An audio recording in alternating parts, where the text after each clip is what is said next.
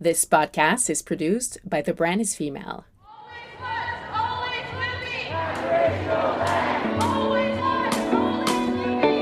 Tanse, hello, and welcome back to the Matriarch Movement podcast. I'm your host, Shayla Oullette Stronechild, and I've been waiting very patiently for this conversation with Chelsey Luger. She is a writer and a wellness advocate originally from the Turtle Mountain Band of Chippewa and Standing Rock Sioux tribe. She was born and raised in North Dakota, educated on the East Coast, and she is now based in Arizona, where she lives and works alongside her husband, Thosh Collins, and they have the cutest two little daughters. She's also a freelance journalist, and her writing and broadcast work has been published by dozens of internationally recognized publications. Not only that, but she's a trainer and a facilitator for the Native Wellness Institute, and she is the co-founder and editor for Well for Culture, which is an Indigenous wellness initiative and media platform. Her wellness work is rooted in Indigenous knowledge and focuses on reclaiming well-being in Native American communities. I have been following Chelsey's and Thosh's work for over 10 years now. Check out their platform, Well for Culture. We talk about going back to the land, reclaiming Indigenous values, but also reclaiming relationships in a modern day world. Without further ado, Chelsey Luger. I'm very excited to finally have Chelsey here with me today. I feel like this has been a few months in the works. I know we're both very busy people. If you just want to introduce yourself, thank you so much. Hi. All right. Thanks for having me, Shayla. Han Madalkayapi. Hello, relatives. My name is Chelsey, and I am originally from the Turtle Mountain Band of Chippewa. My mom's side of the family, I'm Anishnaabe. I'm also Hunkpapa and Minikanju Lakota. My dad's side of the family, we're from the Standing Rock Sioux tribe and from the Cheyenne River Sioux tribe. So it's wonderful to be here. Thank you so much for having me. Yeah, no worries. I feel like our work has overlapped within so many years, like both on social media and within the wellness community. And so I just want to check in with like, how have you been? I know this past year has shifted everyone's lives really dynamically. And so how are you? Yeah, I'm doing well, honestly. Like all things considered, I feel really grateful. I feel fortunate to have support of my husband and my family. And, we've had our ups and downs for sure. And I would say my primary job in this season of my life is being a full-time mom. I have a 3-year-old and a 7-month-old. And so everything else is sort of in the margins of that right now. And so I'm just, wake up grateful every day to have the opportunity to take care of my babies and to be maintaining some semblance of balance in sort of this chaotic time and health. Yeah, that was going to be my next question on, you wear so many hats and roles within your life, but first is being a mother. And so how is that shift for you from going from wellness and now into motherhood? How have you been able to balance your life in all of the ways? I would say that, there's no question that motherhood poses more of a challenge to maintaining balance, of course. Emotionally, I'm so invested in how my kids are doing that sometimes I forget about myself. Of course, it's just incredibly time consuming. Every single moment of my life is occupied with the little ones. So I think that particularly from going from not having kids to having one was a huge learning curve. And I think a lot of moms will tell you that.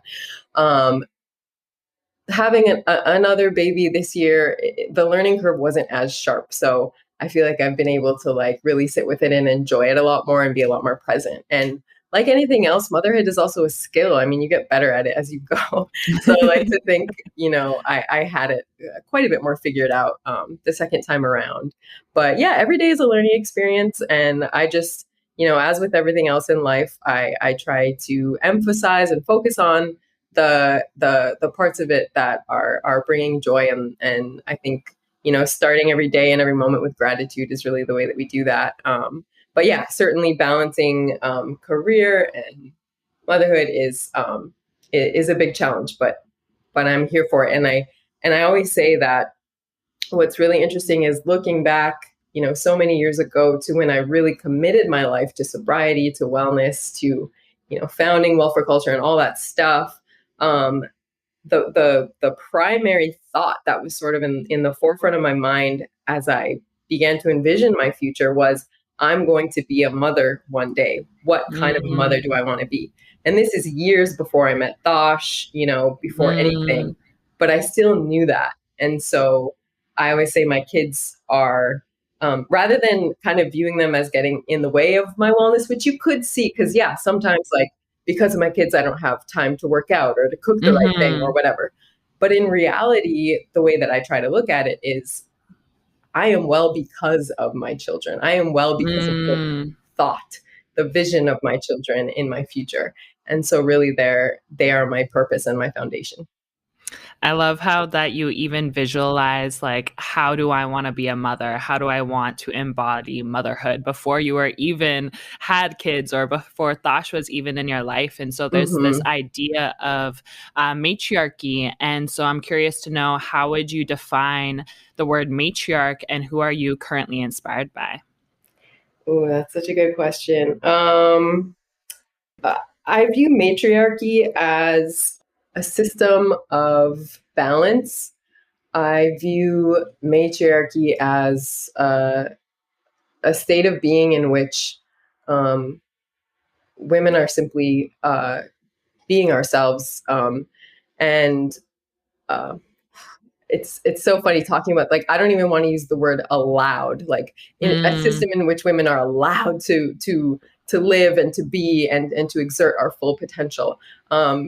Because we're the ones giving ourselves that permission, right? It's not like somebody else is allowing us to do that. So, but yeah, that's the way that I view matriarchy, just as powerful women. And of course, I have to note my mom is always kind of the first person that comes to mind. But I also very much grew up in a family of strong. I mean, I have a lot of siblings, but the ones I grew up with in my house are all girls, all sisters. So, yeah, I mean, I really admire my sisters. I admire my mom, my grandmothers, of course, on all sides of the family, have always been inspirations to me, and just dozens and dozens of women in history and in Indian country, and there's so many.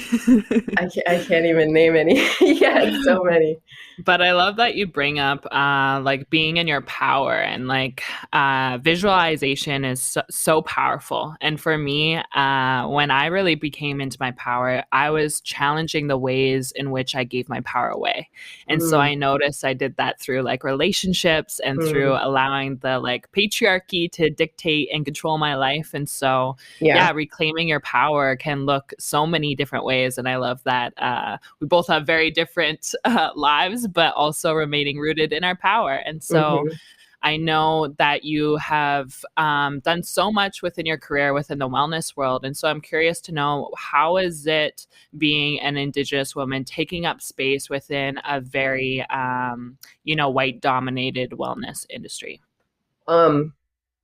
I actually view my work as being within the Indigenous world. And so I would say first and foremost, I view, Thosh and I have always been unapologetic about that our primary audience, our primary, network is within the Indigenous community. So I feel like I entered into a space where, man, there have been Native people leading the way in wellness, like for generations, right? Like, I feel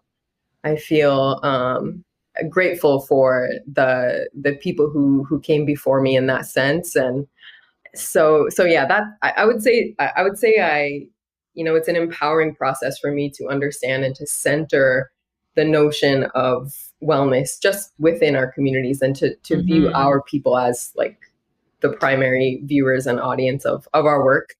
That being said, of course, we also operate in another structure, another society. I tend to not really use the phrase like two worlds. I think, we're in one world, and there are just infinite viewpoints and experiences happening. And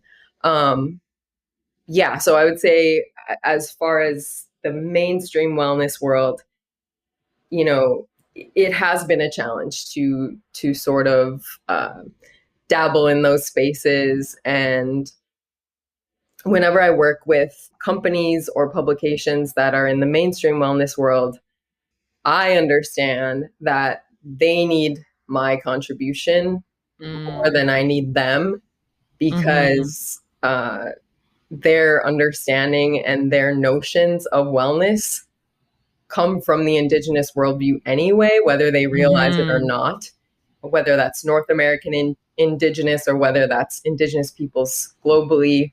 We are Mm-hmm. the base and the core and the root of all wellness and all modes of holistic thinking. And that's something that I am um, honored and proud to share that about our culture and to assist others in realizing that. But certainly, I have had, you know, as I'm sure you have, so many conversations and incidences with the mainstream wellness world trying to appropriate or not recognizing the value of Mm-hmm. Indigenous contribution, or appropriation is just a huge one for me, that I'm just like so Mm-hmm. fed up with it. I can't even, Mm-hmm. I just can't Yeah, even. well, that's the reason why I'm asking, because at times it can Yeah. feel like pretty isolating or alone, because usually or most of the time we are the only Indigenous person in a mainstream wellness space. And so Yeah. I'm curious to know, like, yeah, the how you remain rooted in your values when you are the only Indigenous person in the room. Mm-hmm. Yeah, that's and I would say, yeah, for sure. Even outside of the wellness space, that's been my experience Mm-hmm. so many times.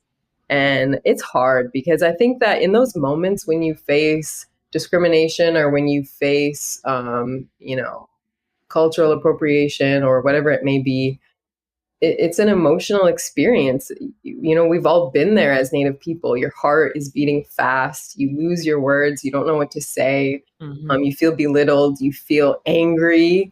And it is very difficult to have a measured and controlled response, Mm-hmm. and an impactful and effective response in those moments. And not only to articulate it in that state of while you're being emotional, but also um, to remember to center your own well-being, and to discern, is it worth it, like Mm-hmm. putting forth my effort and my energy and my words into this space or this incident right now, or should I just like let this one go and continue? Mm-hmm. So I think that that's the constant, like you know uh struggle that Yeah. it entails. And it's so different. I find it's like different through each relationship that you're building. Hmm. And there's a lot of extra like educational, emotional labor that's attached to relationship building and to these contracts and to all these other things that people don't recognize that happens behind the scenes. But I'm curious to know, Hmm. like, your journey into wellness. Has wellness always been a big part of your life, or was that something you found later in life? Yeah, great question. Spirituality and my Lakota worldview has always been a part of my life. I don't remember not understanding that or having a time before that. Some of my best memories from my childhood are, Sweat Lodge and Sundance, and that whole aspect of my culture. Um, so I've always had that. And that is what I eventually realized is the root and the core of, not just my wellness, but Indigenous wellness at large. And so that concept of living in balance, the concept of the medicine wheel, spiritual, mental, physical, emotional, that's something that, I mean, is again, has been deeply ingrained in my spiritual understanding of the world, which is something that I feel very fortunate to have been raised, immersed Mm-hmm. in. Now, have I strayed? Absolutely. I was a rotten teenager. I started, smoking pot and drinking at age 14. I was I was like a good kid in the sense that I was super, super motivated on academics and sports, but I was, again, like, just you know I was in a place where I did regularly experience discrimination, and Mm-hmm. um, feeling like the only person in North Dakota, where I grew up, going to an all white high school, feeling like the only person who understood my, like, the world in the way that I was seeing it, and I really rebelled, I think, for a lot of those reasons. And also on my res, like when I'd be there, yeah, there was just like drinking and partying and all that stuff was like really Mm. prevalent. So I definitely veered and I strayed. And then even though I went to a good college and always maintained the course with my academics, like my well-being was not priority in my adolescence, again, with the partying and all that stuff. So um but fortunately, like I always say, I had this steady stream of like my cultural teachings, my values. These were what were grounding me, and they would occasionally like pull me back and ground me, and like I would be reminded, or when I'd Mhm. visit home, or certain things would happen, um, and then it was only just a matter of time before I think like my little bubble of being on the East Coast and being so far removed from home, it kind of burst, and I Mm. just didn't want that anymore. Like I wanted a future. I wanted to feel good. I wanted happiness. I didn't want to be depressed or anxious or hungover or any of Mhm. those things. Like I said earlier, I wanted to be a mother. I wanted to, Yeah. work in my community and to just use my education for something that meant more than just a paycheck. Like I guess what I realized is I wanted wellness. So yeah. Yeah, yeah, yeah. And then Mhm. I know you speak of Indigenous wellness, but that can look so different for each person Mhm. depending on the nation that they come from. And so, what does Indigenous wellness look like to you, and what does that mean? Yeah, great question. Well, for sure, my conception of wellness, as I mentioned, is rooted in my Lakota and my Anishnaabe culture.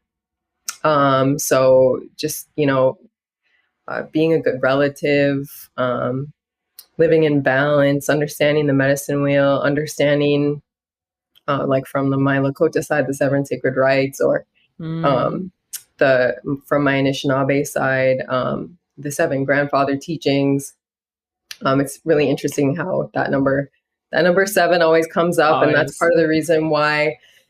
So my husband and I developed a model for wellness called the Seven Circles of Wellness, which is kind of the core of our welfare culture work, and that is sort of um, something that is it's a generalized mode of balance that Mhm. anybody can apply to their life no matter what nation they come from.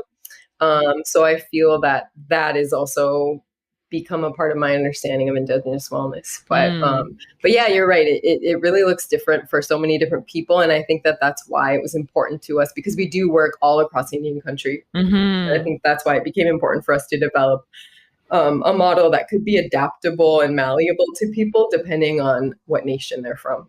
And Indigenous wellness is like inclusive for all, or do you have to Oh, be yes. Indigenous? You know, I think aspects of it are something that only Indigenous people can understand. I always say Mhm. that, like, we have really a leg up when it comes to being educated on wellness, because it is so deeply ingrained in our culture and in who we are. Mhm. And we have so many role models in our community that have been exemplifying that for thousands of years. So we sure do have a leg up in understanding wellness. Um, and there are certain aspects, certainly, of ceremony that are, culturally specific and would be inappropriate for others to adapt. But as far as the notion of living in balance and you know, uh, having reverence for our food and viewing movement as medicine and all those things, anybody can do that. Yeah, I love Hmm. that, you also have connecting back to land, like, you don't need to Hmm. be in a big gym with all the fancy equipment, you can literally, like, go to the land, create that relationship, have a workout, and so what would be your advice, or what do you even do in times of where you're not feeling in your power, when you're feeling lethargic or overwhelmed? What are practices that bring you back to yourself? Yeah, that's a great question. I just want to start by saying that even as a wellness, advocate and a wellness practitioner, I have those not just moments, but those days, those weeks, those months. Like I certainly feel out of balance all the time. And what I always start um, what I hope that folks recognize is to just be gentle on themselves when it comes to wellness, and to know that you're not going to achieve this state of like perfect being, this state where like, oh, I'm feeling great all the time. You can get pretty close. I mean, you can feel like pretty well balanced. I think when I'm an elder, I'm going to be like pretty, doing pretty all right. But that's a journey. And so it's not only is it okay to feel out of balance, but it's normal. It is human. It is human to feel just down or off or whatever it may be. So when I do feel that way, I think what I always say is I just like to start small.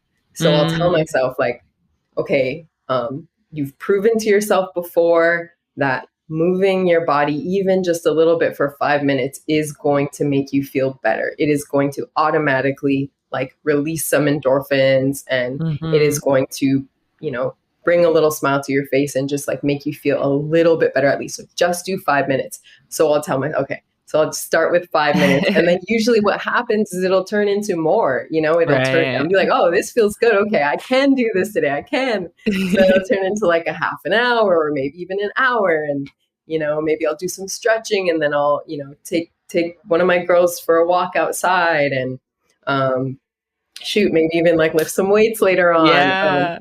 But it's not just movement. It's also like sometimes you got to eat. Like I just want to eat something that's nourishing.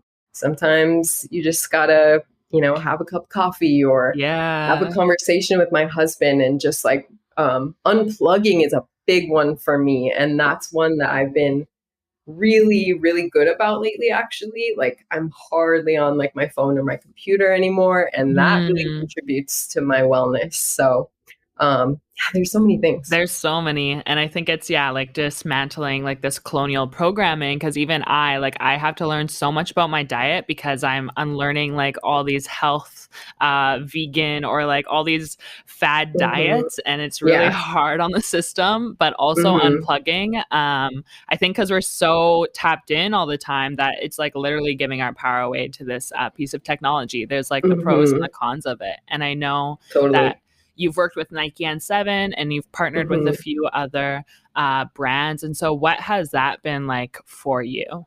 Yeah, that's a great question. I enjoy it. I think, it's a small part of my work that can be really fun sometimes, just in the sense that I think, we can all have a little bit of fun with our careers and with like our notions of wellness. Like I do believe that there's an artistic and a fashion element to, like, if that's something that you enjoy, then you can incorporate that into like, recognize that, okay, that is a part of your well-being. Like I love that kind of stuff, fashion and fitness and all that. So yeah, it's been fun to partner with some of those brands here and there. I don't think it's something that I see myself always doing. But like, regarding N7, for example, it's surreal, because I remember being a kid. So my first job ever, I don't know if I've ever told this story. My very first job is being a fireworks salesperson, because my dad always owned a fireworks company on our res in Standing Rock. And so from the time I was like 10 years old, every single summer I would be like working morning to night in our like slanging fireworks. And I remember the first time I saw N7, somebody walked in and he had this like medicine wheel with like, and then it had like a Nike symbol on this little backpack. And I guess he had been sent some stuff. This is way back in like, I don't know, the early 2000s sometimes. And I was like, I thought he made it, because I was like, I could never imagine like seeing like an Indigenous symbol on this like big brand, and then of course years and years later, then like, N7 was kind of like rare for a while. And I remember living in New York City, and I would like try to hunt down like, where can you buy N7? And like, just for like years later to now sort of like be a part of the team and work with them. Yeah, it's very awesome. Surreal. Very exciting. I love what they do for, I love that they, all of their proceeds go into Indigenous youth athletic and sports and wellness programming, which is really impactful, and millions of dollars have gone there so far. And that's great. Yeah, I feel like they provide a blueprint for hopefully other brands to follow of like giving back to the communities through resources and through funding and through literally giving back to our youth. And so there's this idea of Indigenous futurism and existing in mainstream spaces, Indigenous representation. And so why is Indigenous representation so important? And what does Indigenous futurism look like to you? Hmm.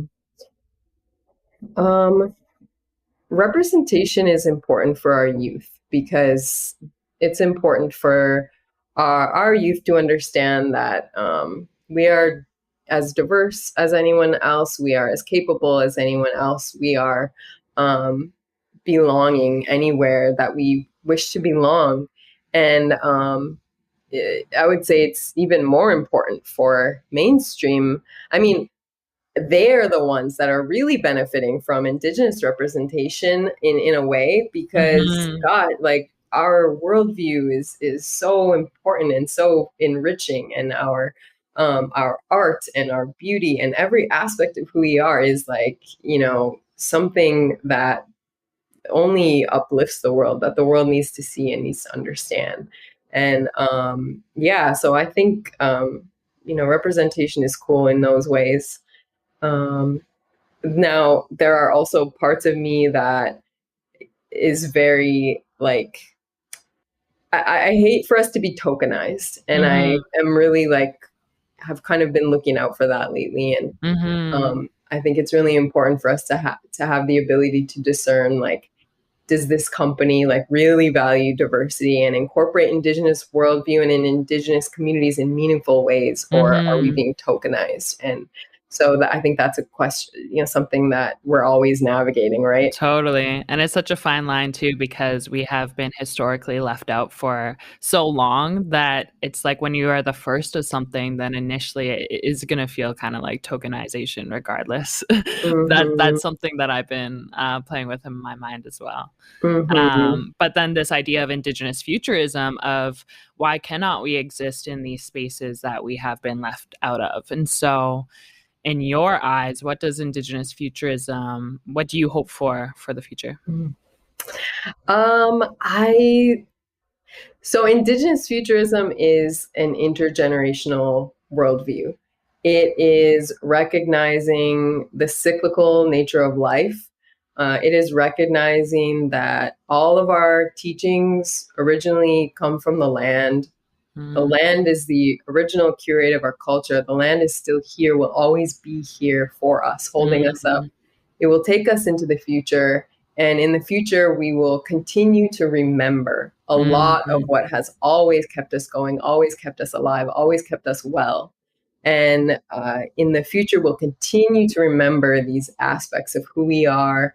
We will revive, we will revitalize, and we will continue to create. And our mhm. people have always evolved and adapted to new life ways, to new experiences, and that's what we will always continue to do. And so I just hope that my daughters understand again that they're very much anchored and they're very much rooted, but they're not Mhm. being held down. They're not Mm, being confined or boxed in. And that's what I want my daughters to understand, and any other Indigenous youth is, the future is happening. It is who we are, and you know, it will be whatever they want it to be. the future is Indigenous. Yeah. We have so much to learn from Indigenous people and Indigenous voices, and I like that. It's like a remembering. It's like we've already been given the tools and the foundations of how to live a balanced and healthy life, and it's literally in our DNA and in our bloodline memory too. So it's just like recalling those gifts forward. And Mhm. speaking of forward, what do you have on the horizon for the rest of the year, the rest of 2021? Man, the main thing is that we've been writing this book, which is really exciting. We signed a book deal with Harper One, which is an imprint of HarperCollins, about 6, 7 months ago now, and so we've been. That's in addition to mothering full time. That's been my primary uh, project as of the past several months. We're just in the throes of writing and editing that, and man, it's been the challenge of my life, but also such an honor and such a gift, and such a wonderful opportunity to be able to meld all of my passions and all of the areas of work that I do. So I've always been a writer, and I have a master's degree in journalism, and I mean, I've been a writer ever since I was a child, really, and then of course I have a history degree from Dartmouth, and that is sort of the center of my understanding of Indigenous wellness, as well as like understanding our history and understanding our ancestral ways of being and our ancestral lifestyles, and so to sort of be able to take all of these things that I've been studying for so long and that have been like the center of my passion, then of course with wellness, and then bringing in Thosh's stories and perspectives, and he's of course writing it alongside me, and he's also doing the photography, and it's a culmination of so many years of work, and it's a lot of pressure, it's a lot of fun. I can imagine. Yeah, so that's going to come out like next year. Oh, sweet. And so that's the big thing taking up all of our time. And then in addition to that, mothering, and then I would say, just continuing to figure out everything else. Right. I'm curious to know a little bit about your writing process. For me, I just write for fun, and usually I have to be like I have to have like a certain step set up, be in nature, or like have some kind of inspiration going. And so what does your writing process look like for you? Well, right now it's like, it's not cute. It's like, it's like as soon as both of my kids are sleeping, I like scramble to my computer, and I'm like tired, like, wiping the crap out of my eyes, and I'm just like, okay, wake up, like you can do just a few more hours, like plug away, and it's like a lot of that, but. I'm not gonna lie, like it's not cute, it's not glamorous. It's not cute. But I have to get in that zone, and I have simply realized that I don't have time to write during the daylight hours right now. I have to be focused on my kids. So I had to really like train myself to once again become a night owl and like write at nighttime, and so that's what it looks like. And what I always do, like my trick, I guess, if I'm sort of having some writer's block, or just not feeling the inspiration or the motivation, is I open up a book. Like I have a pretty good collection of books now that I've read and reread and reread, and so sometimes I just allow my instinct to guide me, and I'll pull one off the shelf and open the page, like open it to whatever page, and it always ends up being like something that I needed to see, or something that I needed to read in that moment. And so I tend to just go back to a lot of these like trusty books that have brought me through a lot of life so far. It brings your inspiration and motivation forward. And I know you mentioned Thosh on here a couple times, obviously. Thosh is a photographer. I met Thosh when I was very young, like 18 probably, and that was the only time I met him. It was the last time, and then he took off to the States. But for listeners, just what would your advice be for creating like good relationships with your partner, and you're working in so many different dynamics together? So what is your advice for singles out there, for people that are in relationships? How do you keep the circle strong? Yeah, that's a great question. I want to start by saying too that I completely understand, like, what you said about before you coming into your power, and you had struggled with sort of some unhealthy relationships and stuff like that. I fully relate to that. I had that same experience. I had some really unhealthy relationships in the past that I had to remove myself from, and then heal from, and learn from. And then I had this like really good streak and chunk of independence. And it was a complete, I always like to remind, it was a completely independent process where I decided to be sober, where I decided to pursue wellness, where I decided to return to the cultural teachings and values that I was raised with. Like that was, and I really believe that if it hadn't been an independent process, then it wouldn't have been as genuine or as authentic. And you gotta be like, you gotta lead yourself and allow yourself that time when you're young to like establish that solid foundation of who you are without somebody Totally. else's influence in there, right? So I want to just say that if I hadn't done that, then I really don't think that I would have Dosh in my life. And he has said the same, vice versa. Like, you got to be well for yourself for a while. And so yeah, but fortunately, I do feel that, we both had been on some good healing journeys before meeting each other. And then we founded Well for Culture together when we were just friends. We weren't in a relationship yet. And so we are, I think it's interesting because a lot of times people will say, like, how do you work with your husband? Like, how are you guys, like, you're always together, you're always working and raising your kids and living together, everything.